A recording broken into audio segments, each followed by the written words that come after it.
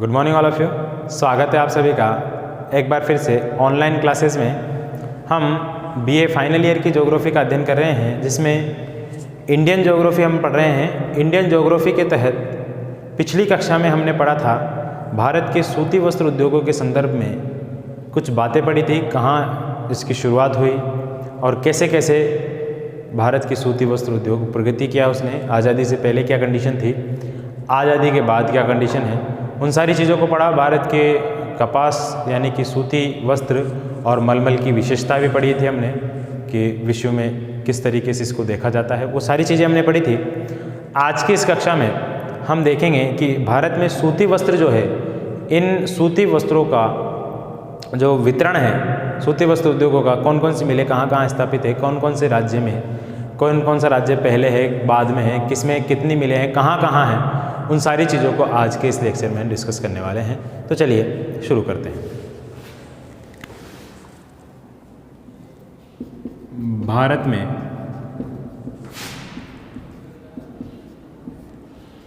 सूती वस्त्र मिलों का वितरण।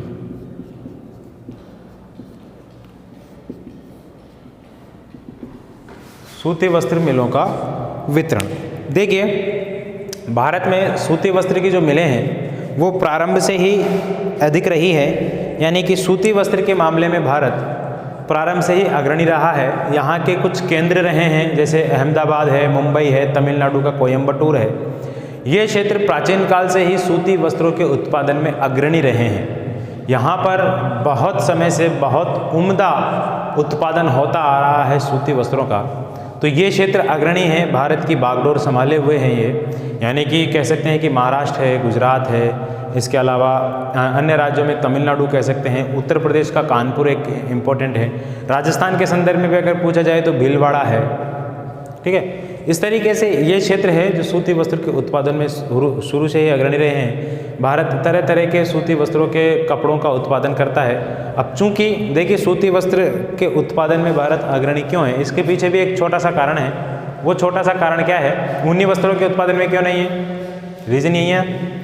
तो देखिए भारत एक उष्ण और उपोष्ण जलवायु का देश है, यानी कि आधा भारत उष्ण जलवायु कटिबंध के अंतर्गत आता है और आधा भारत जो कर्क रेखा के ऊपर वाला है वो उपोष्ण कटिबंध जलवायु के अंतर्गत आता है। तो उष्ण कटिबंधीय और समुद्र के पास तटीय जलवायु के कारण भारत में सूती वस्त्रों की महत्ता है, क्योंकि यहाँ अधिकांश गर्मी का मौसम रहता है। यूँ समझ लीजिए देश के 8-9 महीने गर्मी रहती है लगभग, और 2-3 महीने 4 महीने ज़्यादा से ज़्यादा मान लीजिए वो सर्दी के होते हैं। तो इसलिए गर्मी में अधिकांश गर्मी से बचने के लिए लोग बाग अपने शरीर पर सूती वस्त्रों को धारण करते हैं ताकि गर्मी से राहत मिल सके, गर्मी से बचा जा सके।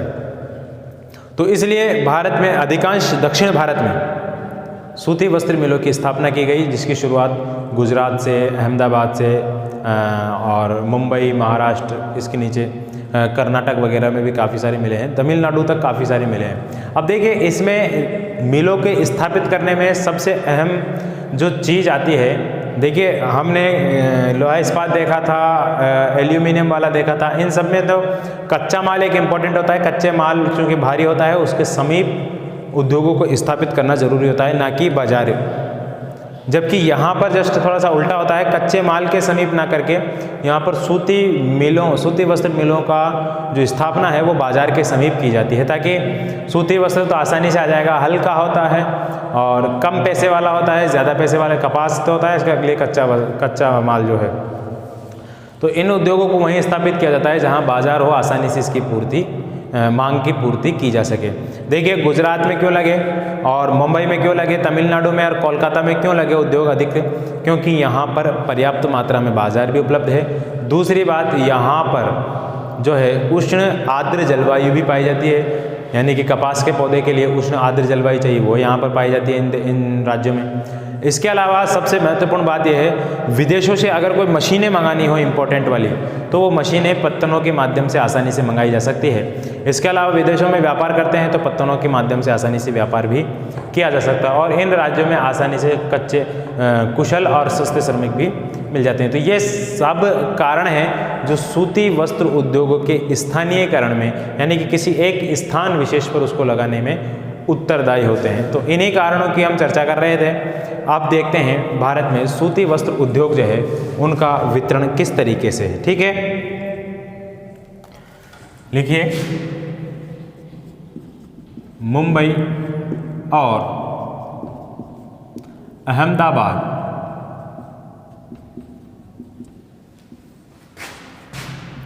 प्रारंभ से ही भारत में सूती वस्त्र उत्पादन में अग्रणी रहे हैं। यहाँ उत्तम किस्म का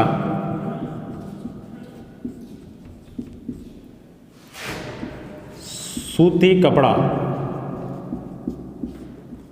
उत्पादित किया जाता है।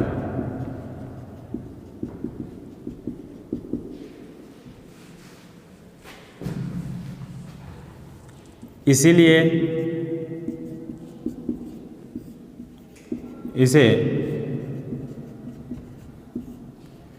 सूती वस्त्रों की राजधानी, अंग्रेजी में कहते हैं सूती वस्त्रों की राजधानी के लिए एक शब्द उपयोग किया जाता है, कॉटनोपोलिस।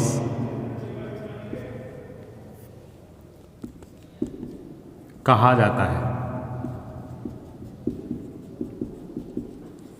ठीक है, ये बात हमको लिखनी है कि मुंबई और अहमदाबाद प्रारंभ से ही भारत में सूती वस्त्र के गढ़ रहे हैं। एक तरीके से यहाँ उत्पादन अधिक होता है, इसी वजह से क्या कहा जाता है, इनको सूती वस्त्र की राजधानी कहा जाता है। अब अगर मुंबई की बात करते हैं, महाराष्ट्र राज्य में मुंबई की बात करते हैं अगर, तो अकेले मुंबई में महाराष्ट्र राज्य में लगभग 181 मिलें हैं। कितनी हैं? अब हम राज्य वाइज का वर्णन करते जाएंगे। तो सबसे पहले महाराष्ट्र राज्य में बात करते हैं, तो महाराष्ट्र में कितनी मिलें हैं? 181 मिलें हैं लगभग सूती वस्त्र की। यहाँ मुंबई प्रमुख क्षेत्र है, मुंबई में सर्वाधिक मिले हैं। मुंबई के अलावा यहाँ पर नासिक है,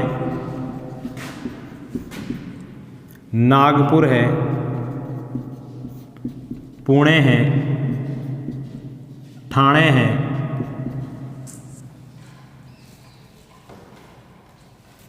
मुंबई पुणे ठाणे के अलावा वर्धा है, अकोला है,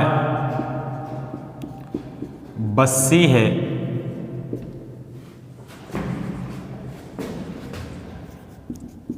सतारा है, सांगली है, अमरावती है। ये सभी, वर्धा लिख लिया आपने? हाँ, वर्धा। ये सभी जो है सूती वस्त्र उत्पादन के केंद्र है। क्या है ये? सूती वस्त्र उत्पादन के केंद्र है। यहाँ अधिकाधिक मात्रा में सूती वस्त्रों का उत्पादन होता है। देखिए, नासिक है, नागपुर, पुणे, ठाणे, वर्धा, अकोला, बस्सी, और कोल्हापुर, शोलापुर नहीं लिखा क्या इसमें? कोल्हापुर, शोलापुर भी लिख लीजिए आप। कोल्हापुर भी है, शोलापुर भी है। यहाँ भी सूती वस्त्र के कई कारखाने लगे हुए हैं। तो मुंबई में ये क्षेत्र जो है इम्पोर्टेंट है। यहाँ पर सभी प्रकार के जो है सूती वस्त्र बनाए जाते हैं, जिनमें अब मैं क्या गिनाऊँ आपको? पगड़ी है, टी शर्ट से है, शर्ट से है, इसके अलावा पैंट के कपड़े हैं, धोती के कपड़े हैं, पगड़ी के कपड़े हैं। ये सभी यहाँ पर बनाए जाते हैं और उत्तम क्वालिटी के बनाए जाते हैं। ठीक है, यहाँ पर सूती वस्त्र उद्योगों के बसने का कारण क्या है? यहाँ पर सूती वस्त्र उद्योगों के बसने का कारण है, एक तो पत्तन है, मुंबई पत्तन है, दूसरा बाजार है, मुंबई का बाजार है, बहुत बड़ा बाजार है। इसके अलावा यहाँ पर जो है आर्द्र जलवायु रहती है, उष्ण आर्द्र जलवायु यहाँ पर कपास के उत्पादन के लिए इम्पोर्टेंट है। ये तीनों चारों चीज़ें मिलकर के।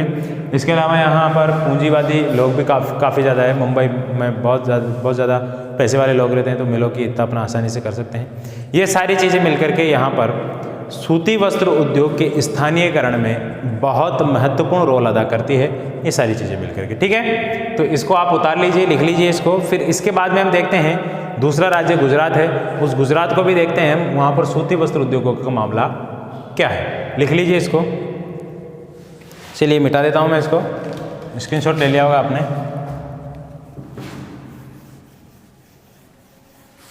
इसके बाद देखते हैं हम दूसरा जो प्रमुख राज्य है वो है गुजरात। अब गुजरात में थोड़ी कम मिले हैं, लेकिन गुजरात भी अग्रणी राज्य है भाई। अभी तक भी हमारे यहाँ तो कपड़ा आता है गुजरात से और मुंबई से आता है। गुजरात में देख लेते हैं गुजरात में क्या है ऐसा।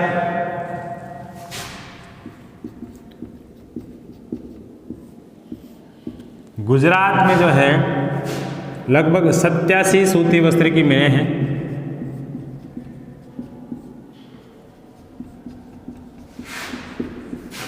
इनमें से 50% से ज़्यादा, यानी कि आधे से ज़्यादा सूती वस्त्र की मिलें अकेले कहाँ हैं? अहमदाबाद में। अहमदाबाद कह सकते हैं कि यहाँ पर एक इम्पोर्टेंट प्लेस है, इम्पोर्टेंट जिला है, इम्पोर्टेंट केंद्र है सूती वस्त्र का गुजरात के अंदर। इसीलिए अहमदाबाद को उपसंज्ञा दी गई है। अहमदाबाद को क्या कहा जाता है? देखिए, अहमदाबाद को कहा जाता है पूर्व का बॉस्टन, पूर्व का बॉस्टन और पूर्व का मैनचेस्टर कहा जाता है इसको। ठीक है, मैनचेस्टर और बॉस्टन ये दोनों इंग्लैंड के शहर हैं। ठीक है, और इंग्लैंड के शहर है सूती वस्त्र उत्पादन में पहले अग्रणी स्थान रखते थे। इसलिए जैसे मक्का एक धार्मिक स्थल है, बहुत बड़ा गढ़ है। ठीक है, इसीलिए क्रिकेट का धार्मिक स्थल है, जानते हो ना, इसीलिए क्रिकेट का मक्का कहा जाता है लॉर्ड्स के मैदान को। तो वो भी क्रिकेट के मैदान में, क्रिकेट के रिकॉर्ड के मामले में, क्रिकेट के मैदानों के मामले में एक तरीके से क्रिकेट का मक्का कहा जाता है। वहाँ लिए गए किसी गेंदबाज के 5 विकेट वहाँ पर नाम लिख दिया जाता है। वहाँ कोई बल्लेबाज शतक लगाता है, उसका नाम लिख दिया जाता है, तो वहाँ बहुत गौरवान्वित महसूस होता है। लेकिन अफसोस की बात है कि भारत के भगवान कहे जाने वाले क्रिकेट के सचिन तेंदुलकर लॉर्ड्स के मैदान में शतक नहीं लगा पाए। ठीक है, इसी तरीके से भारत का ईडन गार्डन जो कोलकाता का मैदान है, उसको भी भारत के क्रिकेट का मक्का कहा जाता है। तो ऐसा उपनाम कहा जाता है ना, तो उसी तरीके से इसको पूर्व का बॉस्टन कहते हैं या पूर्व का मैनचेस्टर कहा जाता है। मैनचेस्टर इंग्लैंड में एक प्रमुख शहर है जहाँ पहले सूती वस्त्र का उत्पादन विश्व में सर्वाधिक हुआ करता था। आधुनिक तरीके से सूती वस्त्रों का उत्पादन पहले वहीं हुआ करता था, क्योंकि इंग्लैंड विश्व विजेता था उस समय। ठीक है, यहाँ से कच्चा माल भी यहीं जाता था, यहाँ से बन करके आता था। अब तो ऐसी हालत नहीं है इंग्लैंड की और मैनचेस्टर की भी। ठीक है, पूर्व का बॉस्टन हो गया। यहाँ पर जो है अहमदाबाद के अलावा कई मुख्य क्षेत्र है। अहमदाबाद के अतिरिक्त गुजरात में जो है सूरत है, भड़ोच है, बड़ोदरा है, कलोल है, नदसारी है, भावनगर है, सिद्धपुर है, राजकोट है, बड़ोदरा तो लिख लिया आपने। ये सभी है जहाँ पर सूती वस्त्रों का उत्पादन किया जाता है। ये सभी कहाँ हैं? गुजरात में। अब देखिए, गुजरात में भी सूती वस्त्र उद्योगों के पनपने का प्रमुख कारण क्या है? यहाँ पर सेठों की कोई कमी नहीं है, यानी कि पूंजी की कमी नहीं है। सेठ है पैसा लगाने वाले, तो फिर डर काय का, पैसा लगाते हैं खूब बेधड़क। इसके अलावा यहाँ पर भी जो है उष्ण आर्द्र जलवायु पाई जाती है। समुद्र के करीब होने के कारण उष्ण आर्द्र जलवायु पाई जाती है, कपास यहाँ आसानी से मिल जाता है। तो ये तीनों चीज़ें जब मिल रही है तो श्रमिक भी मिल जाएंगे, ठीक है। और इसके अलावा बाज़ार की सुविधा भी है, राजकोट, अहमदाबाद, दिल्ली, जयपुर, ये बड़े बाज़ार हैं यहाँ पर। इसके अलावा बाज़ार के साथ साथ यहाँ पर पत्तन भी है, कांडला पत्तन है ना, तो वो पत्तन विदेशी मशीनरियों को लाने के लिए इम्पोर्टेंट है। विदेशी मशीन यहाँ पर लाई जा सकती है, विदेशों में यहाँ पर निर्यात किया जा सकता है, विदेशों से कुछ मंगाया जा सकता है। वो सारी चीज़ें हैं जो गुजरात को एक सूती वस्त्र केंद्र, सूती वस्त्र की राजधानी बनने के लिए प्रेरित करती है। तो ये सब बातें हैं गुजरात के संदर्भ में, इसको भी हम लिख लेंगे। फिर इसके बाद देखेंगे अगला राज्य कौन सा है, पश्चिम बंगाल है, उसको देख लेंगे हम। उतार लीजिए, इसका स्क्रीनशॉट ले लीजिए।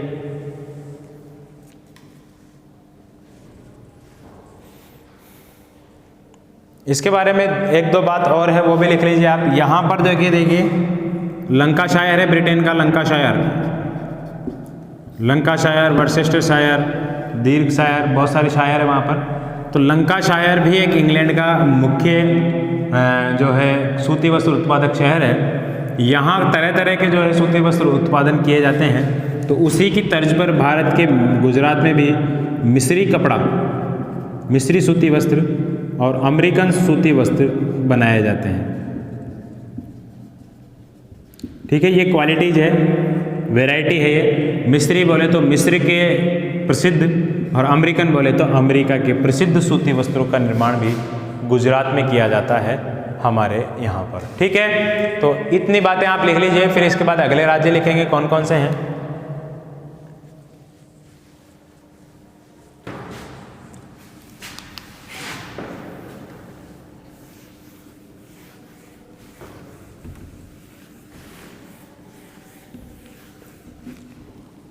इसके बाद देखते हैं पश्चिम बंगाल। हालांकि इतनी ज़्यादा मिलें नहीं हैं पश्चिम बंगाल में, लेकिन यहाँ कोलकाता है, कोलकाता के बाद हुगली जिला है एक, हुगली। इस हुगली जिले में एक नदी है हुगली, जो जिसके किनारे कोलकाता बसा हुआ है। हुगली नदी के आसपास वाले क्षेत्रों में 39 मिलें पाई जाती है जो सूती वस्त्र की मिलें हैं। कहाँ हैं बोलो, ये है पश्चिमी बंगाल में। यहाँ पर कोलकाता प्रमुख शहर है जहाँ पर सूती वस्त्रों का उत्पादन किया जाता है। इसके अलावा हुगली है और भी कई क्षेत्र है, वो भी यहाँ पर अपनी महत्ता रखते हैं सूती वस्त्र की मिलों के मामले में। सूती वस्त्र की मिलें वहाँ पर स्थापित की गई है। कौन कौन से हैं उनको देख लेते हैं हम। कोलकाता है, हुगली है, हुगली के अलावा सोदपुर है,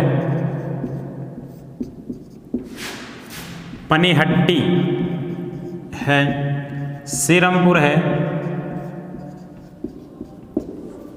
इसके अलावा मोदीग्राम है और शिवपुर है, फूलेश्वर नाम का इलाका है, पाल्टा है, रिश्रा है। ये सभी सूती वस्त्र के केंद्र कहाँ है? ये है बोलो पश्चिम बंगाल में। कहाँ है ये? पश्चिम बंगाल। यहाँ भी सूती वस्त्र के केंद्र पनपने का कारण क्या है? यहाँ भी पत्तन की सुविधा है, यानी कि विदेशों में आयात निर्यात किया जा सकता है, चाहे वो मशीनों का हो, चाहे कपड़े को बेचने का हो, भेजने का हो। ठीक है, पत्तन की सुविधा है। यहाँ भी उष्ण आर्द्र जलवायु है, कपास आसानी से मिल जाता है आसपास के इलाकों से। और सबसे बड़ी बात है कि इसके पश्चिम बंगाल के आसपास जितने भी राज्य हैं वहाँ सस्ते और कुशल श्रमिक मिल जाते हैं। श्रमिकों की कोई कमी नहीं है और पूंजी भी पर्याप्त मात्रा में यहाँ पे मिलती है। पत्तन आर्द्र जलवायु भी है, कपास भी है। इस वजह से यहाँ भी उद्योगों का स्थानीयकरण हुआ है। ठीक है, इस वजह से भी यहाँ पर इस किसका स्थानीयकरण हुआ है? सूती वस्त्र उद्योगों का। सबसे इम्पोर्टेंट जो रोल अदा करती है वो यहाँ अदा करती है पत्तन। जहाँ जहाँ भी पत्तन होंगे, बड़े पत्तन होंगे, मशहूर पत्तन होंगे, उन पत्तनों के किनारे, उन बंदरगाहों के किनारे कुछ ना कुछ उद्योग की स्थिति अवश्य होगी। या फिर उद्योग नहीं होगा तो एक बड़ा बाजार होगा उसके आसपास। कोई सा भी आप बंदरगाह देख लीजिए, वहाँ पर ऐसा होना निश्चित है, क्योंकि उद्योग में जो तैयार माल होता है वो विदेशों में वहाँ से बेच दिया जाता है, या विदेशों से कुछ मंगाना होता है तो वो वहाँ पर आ जाता है। इसके अलावा बाजार होता है तो वहाँ की खपत वहीं हो जाती है। ये सारी चीज़ें हैं जो किसी एक स्थान के उद्योगों को प्रभावित करती हैं। इसके बाद अगले राज्य को देखते हैं हम, वो कौन सा है।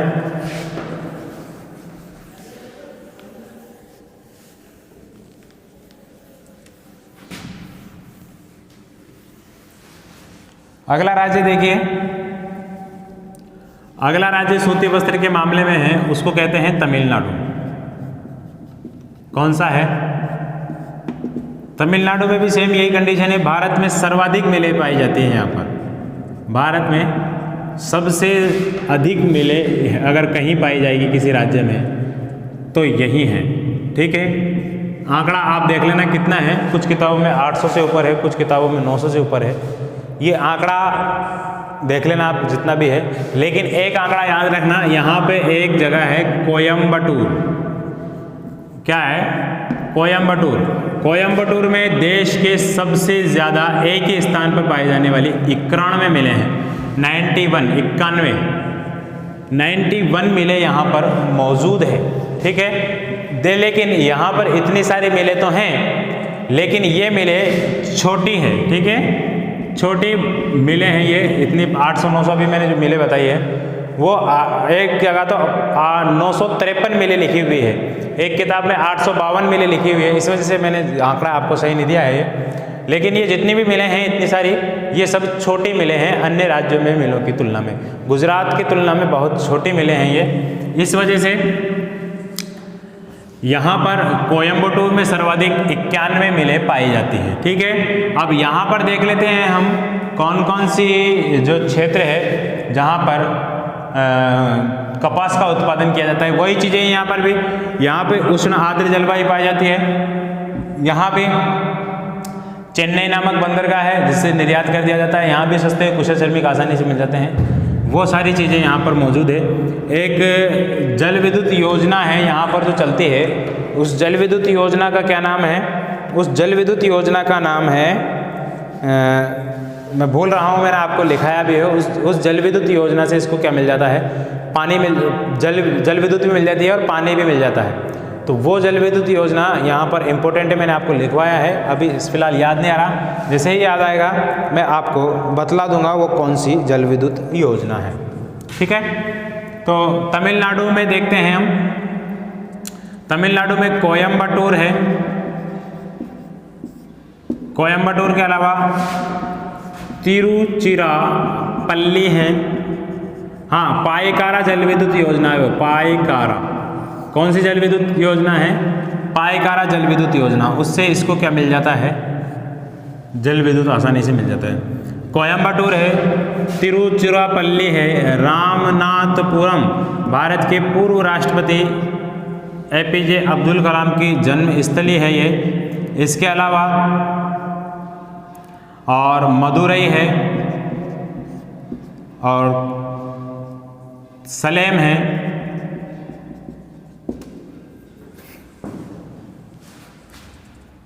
चेन्नई है और तिरुनलवेली है। तिरुनलवेली ये सब है जहाँ पर क्या है? सूती वस्त्र की मिलें हैं। कोयम्बटूर, त्रिची, रामनाथपुरम, मदुरै, सलेम, तिरुनलवेली, चेन्नई। यहाँ भी मैंने आपको बताया है कि यहाँ पर जो है उष्ण आर्द्र जलवायु है, कपास आसानी से मिल जाता है। तमिलनाडु के आंतरिक क्षेत्रों में फिलहाल कपास की कृषि बहुत ज़्यादा मात्रा में की जाती है। ठीक है, तमिलनाडु के आंतरिक क्षेत्रों में अब उष्ण आर्द्र जलवायु के कारण यहाँ पर सूती वस्त्र मिलों की स्थापना की गई है। इसके अलावा यहाँ पर पायकारा जल विद्युत योजना से जल विद्युत मिल जाता है। पूंजी की कोई कमी नहीं है, पूंजीवादी लोग हैं यहाँ पर। पत्तन की सुविधा मिल जाती है, बंदरगाह है चेन्नई वाली। ठीक है, और क्या ज़रूरत होती है? इन सारी चीज़ों की आवश्यकता है, वो आवश्यकता की पूर्ति यहाँ पर हो जाती है। श्रमिक भी मिल जाते हैं। ठीक है, इसलिए यहाँ पर अधिक मात्रा में इनका उत्पादन किया जाता है। दूसरी बात यह है कि सूती वस्त्र मिलों की स्थापना करने की क्या ज़रूरत है, क्योंकि ये समुद्र के किनारे रहने वाले लोग हैं और समुद्र के किनारे हमेशा उमस वाला मौसम रहता है, तो वहाँ के लोग सूती वस्त्र पहनना ही पसंद करते हैं। दक्षिण भारत के लोगों को देखा होगा आपने, सूती वस्त्र, एक लुंगी पहनते हैं, वो तहमत जिसको बोलते हैं, लुंगी डांस में देखा होगा आपने, और ऊपर एक सफ़ेद कलर की शर्ट पहनते हैं, सफ़ेद, अक्सर सफ़ेद पहनते हैं, जो धूप से उसका मेल नहीं खाता, यानी कि जल्दी गर्म नहीं होती, इस वजह से उसको पहना जाता है। इसका स्क्रीनशॉट ले सकते हैं आप।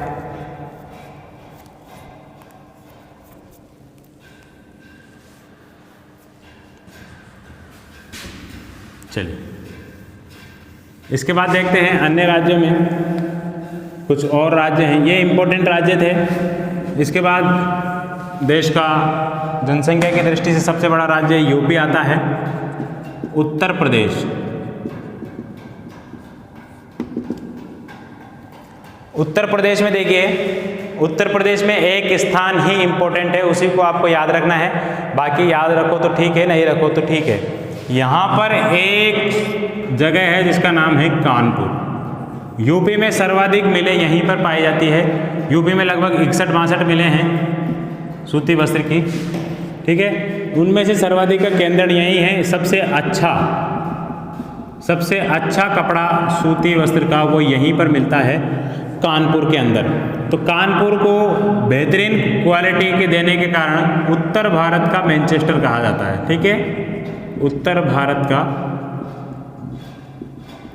मैनचेस्टर। और कोयम्बटूर को दक्षिण भारत का कह देते हैं, ठीक है, कोयम्बटूर को दक्षिण भारत का मैनचेस्टर कहते हैं, इसको उत्तर भारत का कहते हैं। ये बात आप याद रखना। इसके अलावा कुछ और क्षेत्र है, उनकी बात कर लेते हैं हम। देखिए, मुरादाबाद,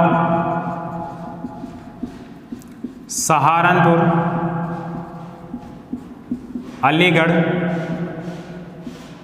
अभी आपने सुना होगा हाथरस, ये बहुत चर्चित रहा था बिना।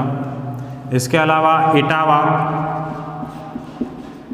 मोदी नगर, वाराणसी और झुमका गिरारे बरेली के बाजार में, ठीक है, बरेली। ये सब क्षेत्र है जो यूपी में सूती वस्त्र उत्पादन के प्रमुख केंद्र है, प्रमुख क्षेत्र है, ठीक है। यूपी में सूती वस्त्र उत्पादन के ये सभी प्रमुख क्षेत्र है जहाँ पर सूती वस्त्रों का उत्पादन खास तौर से किया जाता है। इनमें इंपॉर्टेंट कौन सा है? कानपुर है, ठीक है। उत्तर भारत का क्या कहते हैं? इसको मैनचेस्टर कहते हैं। क्या कहते हैं? उत्तर भारत का मैनचेस्टर। इसके बाद अन्य राज्य देख लेते हैं हम, कौन कौन से राज्य में कौन कौन से प्रमुख क्षेत्र है, उनको भी हम लिख लेते हैं और फिर आखिर में कुछ राज्यों के नाम लिख लेंगे, ठीक है। इसके बाद हम देखते हैं अन्य राज्यों में आंध्र प्रदेश देखते हैं। आंध्र प्रदेश के 2-3 क्षेत्र हैं, उनको नाम लिख लेंगे हम। एक तो है पूर्वी गोदावरी क्षेत्र, पूर्वी गोदावरी क्षेत्र। इसके अलावा गुंटूर है। ये गुंटूर का नाम मैंने आपको बताया था, याद कर लीजिए, यह हमेशा आपको परेशान करने वाला है। इसके अलावा एक क्षेत्र है तादेपल्ली नाम का, ठीक है। ये 3 क्षेत्र आप आंध्र प्रदेश में लिखेंगे। इसके बाद इसी का छोटा भाई है तेलंगाना। तेलंगाना में आप लिखेंगे, तेलंगाना की राजधानी है हैदराबाद। उसके अलावा सिकंदराबाद, दोनों जुड़वा शहर है, और वारंगल, ये लिखेंगे आप। इसके बाद लिखेंगे आप कर्नाटक। कर्नाटक में लिखिए आप मैंगलोर। मैंगलोर की जगह बेंगलुरु कर लीजिए आप। बेलगांव, मैसूर, भद्रावती, ये है कहाँ है? कर्नाटका में। और इसके अलावा केरल में लिखिए तिरुअनंतपुरम। तिरुअनंतपुरम, अलवाय, चलपुरम, और पापनसीनी क्षेत्र, ये अन्य राज्य है जिनमें कपास यानी कि सूती वस्त्र का उत्पादन अच्छी मात्रा में किया जाता है। अन्य राज्यों में अगर लिखें जो गौण रूप से कम उत्पादित करते हैं भारत में, उनमें आ जाएगा राजस्थान, भीलवाड़ा वगैरह याद रखना इसमें, और पंजाब, हरियाणा, ओडिशा, ये अन्य महत्वपूर्ण क्षेत्र है। बिहार भी इसमें लिख सकते हैं आप। ये अन्य महत्वपूर्ण क्षेत्र है जहाँ पर सूती वस्त्रों का उत्पादन किया जाता है। ठीक है, सूती वस्त्रों का क्या किया जाता है, उत्पादन किया जाता है। आज की क्लास में सिर्फ इतना ही है। मिलेंगे आपसे फिर कल कुछ और उद्योगों के साथ। ध्यान दीजिएगा, अब जो क्लासें होगी आपकी वो PDF के माध्यम से मैं लूँगा। ठीक है, PDF नोट्स भी आपको उसमें प्रोवाइड हो जाएंगे, साथ ही साथ मैं उसमें समझाता हुआ भी चलूँगा आपको।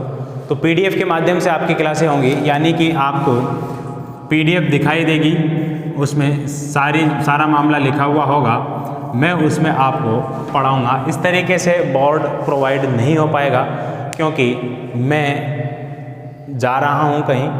तो हो सकता है अगर ऐसे लूँ तो ले सकता हूँ आपकी क्लासें, अगर नहीं हुआ ऐसा तो आपकी क्लासें 10 से 15 दिन के लिए बाधित रहेंगी।